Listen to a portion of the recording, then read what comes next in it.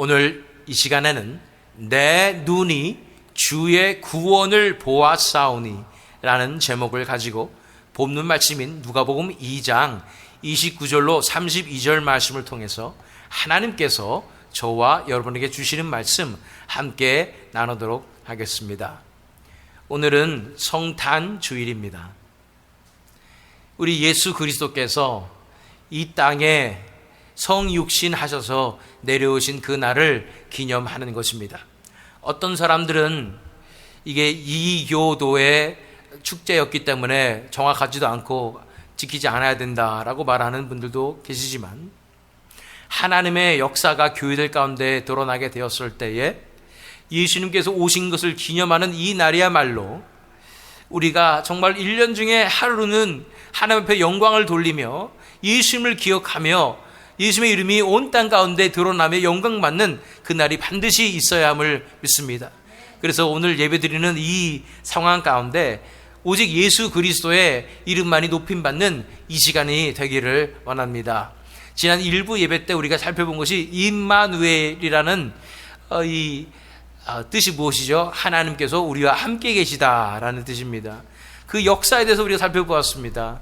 에덴 동산에 하나님께서 우리와 함께 계셨고, 그 다음에 이제 시내산에서 하나님께서 우리와 함께 계셨고, 예수님께서 성육신하셔서 임마누엘이 되실 뿐 아니라 예수님께서 승천하시면서 보혜사를 우리에게 보내주셔서 성령님께서 우리 몸에 성령의 전이 되면서 함께 계시는 그러한 이 성육신의 역사가 일어나며 이게 임마누엘이다 해서 살펴보았고, 이제는 앞으로 정말로 하나님과 함께 있는, 함께 영원히 사는 그 천국에서의 임마누엘의 모습에 대해서 함께 살펴보았습니다.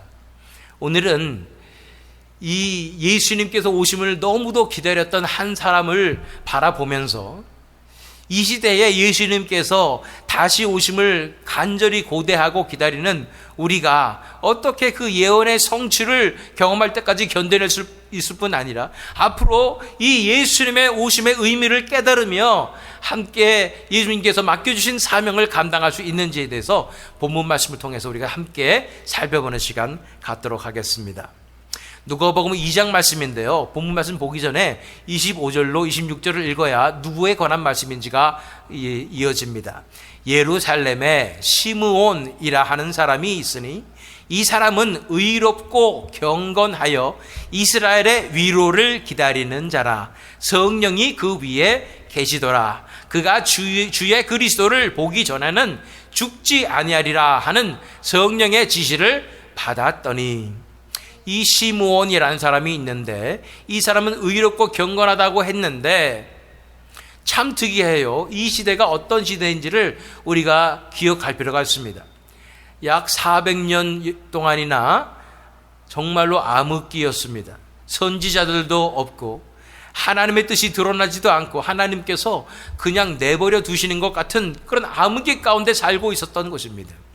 그때 하나님께서 시므온이라는 사람을 붙잡으셔서 분명히 구원자가 나타날 터인데 그때까지 그리스도를 보기 전까지는 죽지 아니하리라 라는 성령의 지시를 받고 그것을 위해서 간구하며 기다리며 성전에 나아가 하나님을 배우는 그런 삶을 살았던 사람이 바로 시므온이었던 것입니다.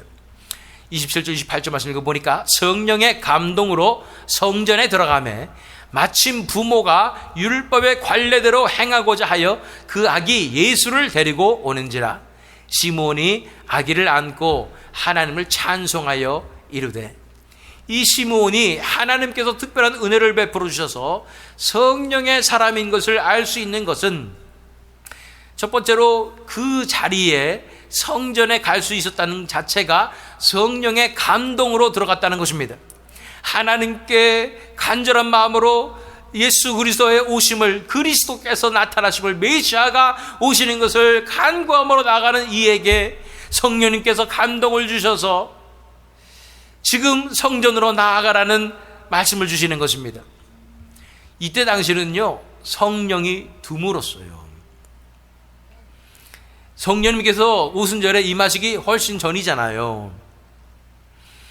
그리고 구약 시대에는 성령님께서 특별한 선지자들에게만 임했습니다. 그마저도 이 암흑기에 해당하는 이 구약과 신약의 사이에는 성령의 역사가 거의 없었다니까요.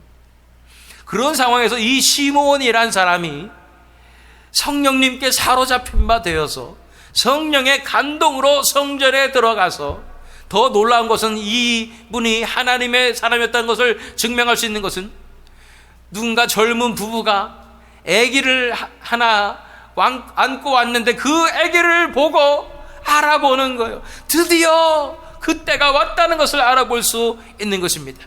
그 아기 예수를 데리고 오는지라 시므온이 아기를 안고 하나님을 찬송하여 이르되, 그 아기를 보자마자 알게 되는 것입니다. 아, 이분이 예수 그리스도시구나 하고 하나님을 찬송하여 이르되, 이어지는 것이 이제 본문 말씀이 29절부터입니다.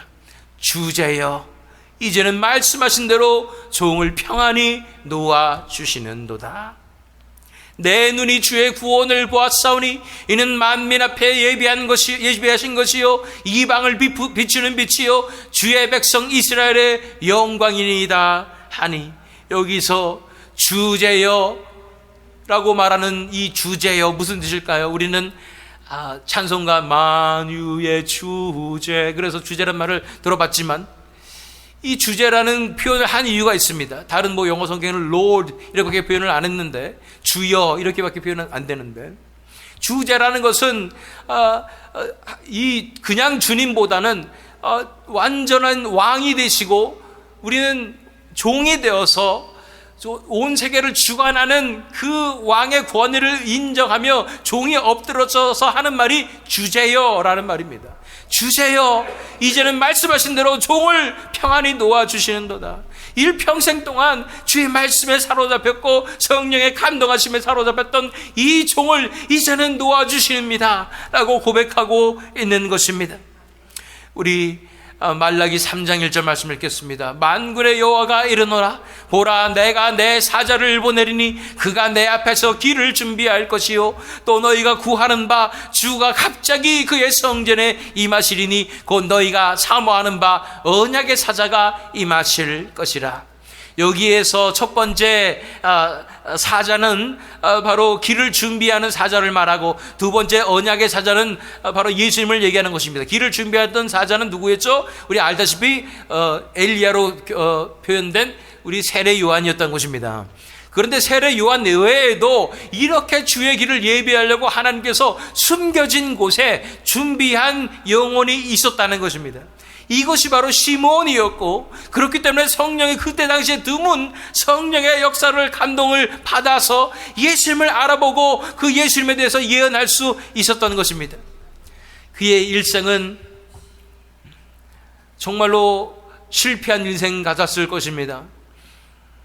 어렸을 때부터 하나님께서 이런 비전을 주셔가지고 그리스도를 만나기 전에 죽지 아니하리라, 그래서 성전에 나아가서 날마다 예배드리는데 사람들은 미쳤다 그러지요. 믿지 않지요. 너는 왜 인생을 그렇게 사느냐? 이 인생이 짧은데. 요새 젊은 사람들은 YOLO 그럽니다. You only love once. 다시 말해서 한 번 사는 인생 그냥 즐겨, 이렇게 얘기하는 것이죠. You only live once. 결국은 그렇게 짧은 인생 가운데 너는 왜 인생을 이렇게 살고 있느냐라는 사람들의 엄청난 조롱과 박해를 다 견뎌내서 지금까지 그냥 이 모양 이 꼴로 살고 있었던 거예요. 그런 그에게 하나님께서 드디어 약속을 성취해 주시는 것입니다. 주제여, 이제는 말씀하신 대로 종을 평안히 놓아주시는도다. 이러면서 선포합니다. 내 눈이 주의 구원을 보았사오니. 애기 하나 봤는데 구원을 보았대. 애기가 구원입니까? 이 세상의 관점으로는 도저히 이해할 수 없는 그 상황이 바로 이 아이를 하나님께도 준비하고 예비하고 하나님께서 계획하시고 정성껏 완벽하게 작품을 만드셔서 드디어 우리 인류의 구원자 메시아를 이 땅에 보내주시고 하나님의 독생자 예수 그리스도를 이 땅에 보내주시는구나 하는 것을, 그 구원의 역사를 그 아기를 보자마자 깨닫게 되는 것입니다. 내 눈이 주의 구원을 보았사오니.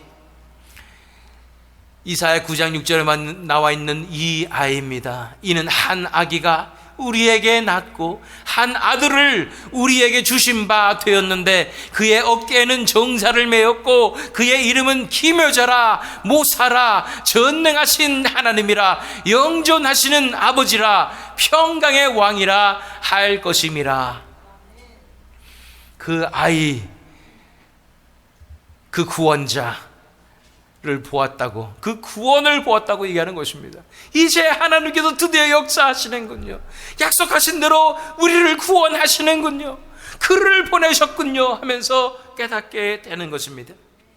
31절에 이는 만민 앞에 예비하신 것이요. 하나님께서 인간의 범죄 이후로부터 은혜 언약을 주시면서 창세기 3장 15절에 원형 복음으로 해서 약속하셨던 모든 은혜의 언약의 모든 단계와 이것을 다 고쳐서 하나님께서 철저하게 모든 단계를 다 준비하셔서 짜잔 하고 하나님께서 보여주시는 그 상황이, 만민 앞에 예비하신 그 상황이 이 시므온의 눈앞에 펼쳐지게 된 것입니다. 이사야 14장 24절로 26절 말씀, 만군의 여호와께서 맹세하여 이르시되 내가 생각한 것이 반드시 되며 내가 경영한 것을 반드시 이루리라. 내가 아수르를 나의 땅에서 파하며 나의 산에서 그것을 짓밟으리니 그때에 그의 멍에가 이스라엘에게서 떠나고 그의 짐이 그들의 어깨에서 벗어질 것이라.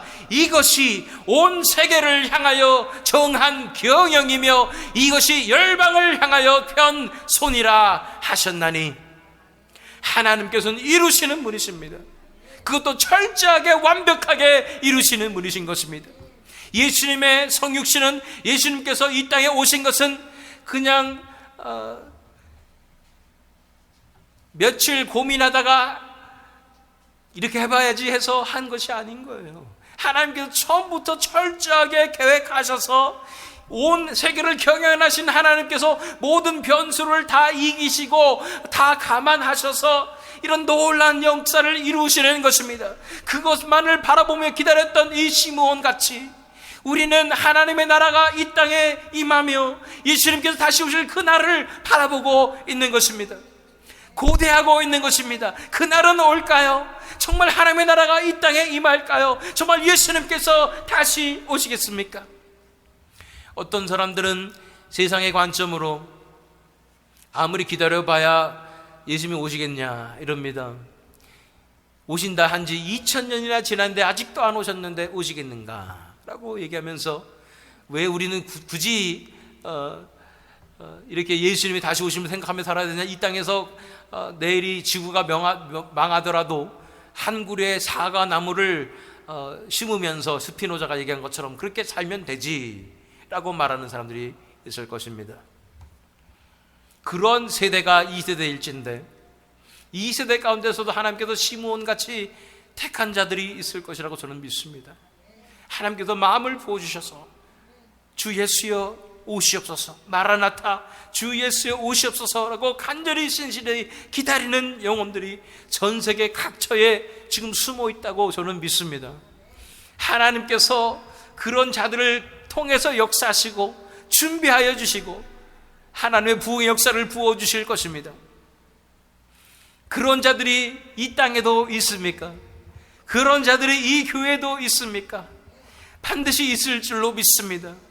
하나님께서 예비하셔서 불러주셔서 하나님의 나라가 임하게 하도록 끝까지 견디고 기다리게 기도하게 한 그 사람들을 하나님께서는 찾고 계시는 것입니다.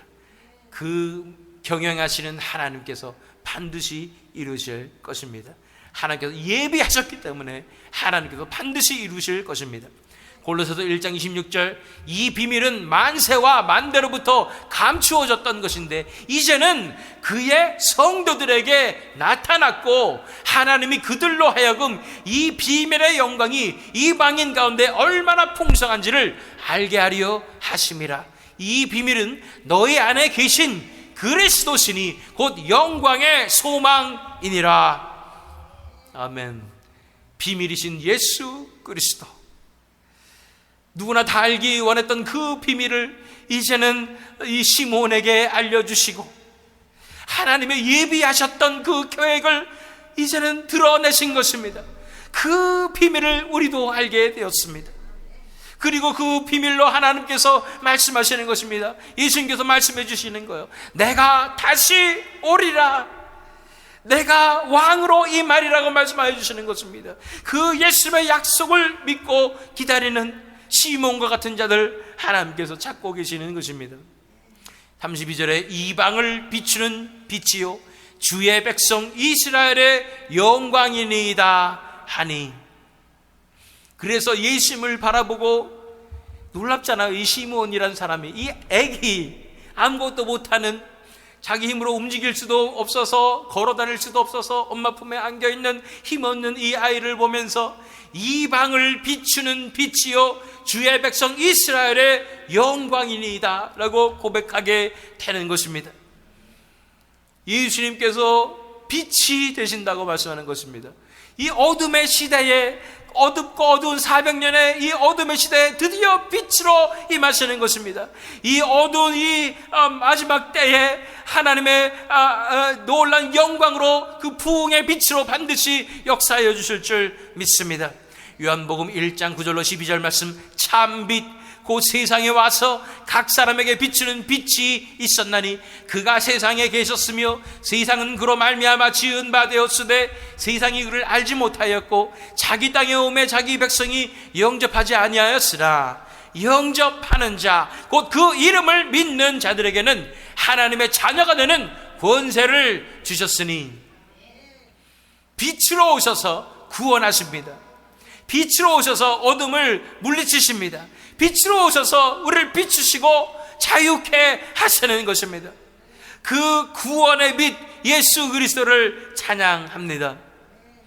그래서 본문 말씀 다시 읽어보면, 주제여 이제는 말씀하신 대로 종을 평안히 놓아주시는도다. 내 눈이 주의 구원을 보았사오니 이는 만민 앞에 예비하신 것이요 이방을 비추는 빛이요 주의 백성 이스라엘의 영광이니이다 하니, 그러면서 더 놀라운 말씀들이 이어지게 됩니다. 34, 35절, 시몬이 그들에게 축복하고 그의 어머니 마리아에게 말하여 이르되, 보라, 이는 이스라엘 중 많은 사람을 패하거나 흥하게 하며 비방을 받는 표적이 되기 위하여 세움을 받았고 또 칼이 네 마음을 찌르듯 하리니 이는 여러 사람의 마음의 생각을 드러내려 함이니라 하더라. 메시아인데, 기다리던 그리스도인데, 그 아이를 보면서 입에서 나오는 성령님의 감동하심으로 전해지는 이 예언의 말씀이 우리 상식적으로는 잘 이해가 가지 않는 말씀이에요. 축복한다고 그랬는데 축복이 이거예요. 마리아에게, 보라, 이는 이스라엘 중 많은 사람을 패하거나 흥하게 하며 비방을 받는 표적이 되기 위하여 셈을 받아서, 그 비방을 받는 거 보면서 네 마음이 칼로 찌르는 듯한 아픔을 겪게 될 것이고, 이런 모든 상황이 되는 것은 여러 사람의 마음의 생각을 드러내어서 그들이 정말로 하나님만을 사랑하는가 아니면 자신을 사랑하는가 다 드러내고 마음에 숨은 동기를 다 드러낼 것이다 라고 말씀하시는 거예요. 누가복음 20장 17절로 18절 말씀, 예수님께서 하신 말씀을 기억하길 원합니다. 그들을 보시며 이르시되, 그러면 기록된 바 건축자들의 버린 돌이 모퉁이의 머릿돌이 되었느니라 함이 어찌미냐. 무릇 이 돌 위에 떨어지는 자는 깨어지겠고 이 돌이 사람 위에 떨어지면 그를 가루로 만들어 흩으리라 하시니라. 구원자를 기다렸는데 이거는 뭐 구원자라기보다는 심판자 아닌가라는 생각이 드는 거예요. 이 땅을 구원하시기 위해서 오신 그 메시아가 왜 이렇게 모퉁이에 머릿돌이 됐는데 돌 위에 떨어지는 자는 다 깨져버리고 돌이 사람 위에 떨어져 버리면 가루로 될 것인가? 라는 생각이 드는 것입니다. 그렇습니다. 예수님께서 이 땅에 가져오시는 하늘에서 내려와서 주시는 복음은 이러한 복음입니다. 죽느냐 사느냐의 복음입니다. 그를 믿는 자 영생을 얻습니다. 그러나 그를 거부하는 자 영벌에 처하게 되는 것입니다.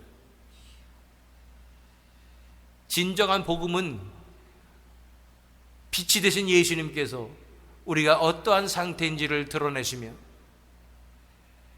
자신의 죄악됨과 추악함을 바라보게 될 때에 그것을 감추고 싶어서 인정하고 싶지 않아서 그분을 거부하고 십자가에 못 박아버리거나 아니면 그 비춰주신 그 진리 때문에 내 마음이 찔려서 내가 이토록 죄인입니다 하면서 고꾸라지고 엎드러져서 회개하며 주여 나를 불쌍히 여겨주시옵소서, 이 죄인을 불쌍히 여겨주시옵소서 하고 겸손함으로 나와서 은혜 받으며 내 자신을 십자가에 못 박는 것, 이 둘 중에 하나인 것입니다. 여러분들은 어떠십니까? 복음의 말씀이 선포될 때 예수님을 못 박으시겠습니까? 아니면 내 자신을 십자가에 못 박으시겠습니까? 우리가 이 시대에 전해야 할 진정한 복음의 말씀은 이러한 강력한 복음의 말씀입니다. 빛으로 우리 속에 있는 모든 것을 다 드러내며 어쩔 수 없는 죄인임을 다 드러내어서 그 복음의 빛 앞에 다 엎드러지고 회개하는 역사가 나타나는 복음입니다. 왜 교회가 힘을 잃고 이토록 약해져 있는가? 이 진정한 원형의 복음이 선포되지 못하고 있기 때문이라고 저는 생각합니다. 이 복음의 능력이 회복되어야 되는 줄로 믿습니다. 그런데 이 복음 전하면 이렇게 예수님과 같이 핍박 당하게 돼 있고 욕먹게 돼 있습니다. 조롱당하게 돼 있는 거예요. 그럼에도 불구하고 하나님께서 택한 자들은 이 복음의 말씀 앞에 무너지게 되는 것입니다. 그 택한 자들을 구원하게 되는 것이 이 복음의 능력인 것입니다. 그래서 예수님께서 이 땅에 오셔서 전하셨던 이 복음을 우리가 받아서 우리의 사명도 역시 동일하게 이 복음을 이 땅 가운데 전하는 것임을 믿습니다. 고린도후서 2장 15절 16절 말씀, 우리는 구원받는 자들에게나 망하는 자들에게나 하나님 앞에서 그리스도의 향기니 이 사람에게는 사망으로부터 사망에 이르는 냄새요 저 사람에게는 생명으로부터 생명에 이르는 냄새라. 누가 이 일을 감당하리요? 예수님께서 이 땅에 오셔서 전하신 것은 그 빛이었습니다. 진리의 빛이었습니다. 진리의 복음이었습니다. 그것으로 다 드러내시는 것입니다. 어떤 사람들은 그것을 받고 인정할 수 없어서 거부하고 진리를 전한 자를 십자가에 못 박혀 돌아가게 하는 것입니다. 그러나 어떤 사람들은 그 진리 때문에 무너져서 자신을 십자가에 못 박고 주님 앞에 은혜 구하며 나오는 거예요. 살려주시옵소서, 이 죄를 용서하여 주시옵소서. 이러한 복음만이 한 사람의 인생을 변화시키며 이러한 복음만이 진정한 회심의 역사로 우리를 이끌 수가 있는 것입니다. 그 날이 드디어 시므온이 기다렸던 그 날이 온 것이고 그 진정한 복음이 선포되는 것이고 예수님의 제자들은 우리에게도 동일하게 이 사명을 주시는 것입니다. 사도 바울이잖아요. 우리는 구원받는 자들에게나 망하는 자들에게나 하나님 앞에서 그리스도의 향기니, 향기 그러니까 무슨 로맨틱한 표현 같지만 그게 아니에요. 이 사람에게는 사망으로부터 사망에 이르는 냄새요 사망의 향내라는 거예요. 사망이 이 향불 피우듯이 그런 냄새라는 거예요. 저 사람에게는 생명으로부터 생명에 이르는 냄새라. 누가 이 일을 감당하려? 누가 이 일을 감당하겠습니까? 그 시대에 예수님의 제자들은, 사도 바울은 이 사명을 감당하였습니다. 예수님 닮은 제자들로서 예수님께서 맡기신 이 사명을, 남겨두신 이 사명을 감당하였습니다. 오늘 이 시대에도 예수님께서 우리에게 물어보시는 것입니다. 누가 이 일을 감당하리요? 그 사명을 감당하며 살았던 시므온을 기억하며 그에게 임한 하나님의 은혜를 기억하며 앞서간 선지들이 조금이라도 알고자 했던 그 비밀의 역사를 우리에게 알려주신 그 하나님의 은혜를 기억하며 이 성탄주일 아침에 우리가 나오길 원합니다. 우리에게 소망이 되시고 구원이 되신 그 예수님의 그 놀라운 복음의 역사가 이제는 우리 삶 가운데 드러나게 하실 뿐 아니라, 복음의 말씀 앞에 무너지는 우리가 될 뿐 아니라, 이제는 그 사명을 남겨주신 이 사명을 감당하는 우리가 되게 하여 주시옵소서. 이 성탄 주일 아침에 우리가 하나님 앞에 고백되어야 되는 줄로 믿습니다. 마지막으로 이 본문 말씀, 이 시므온의 심정으로, 하나님의 사람의 심정으로 다 함께 읽으며 고백하고 이 말씀 마치도록 하겠습니다. 읽겠습니다. 시작. 주제여, 이제는 말씀하신 대로 종을 평안히 놓아주시는도다. 내 눈이 주의 구원을 보았사오니 이는 만민 앞에 예비하신 것이요 이방을 비추는 빛이요 주의 백성 이스라엘의 영광이니이다 하니. 아멘. 기도하겠습니다.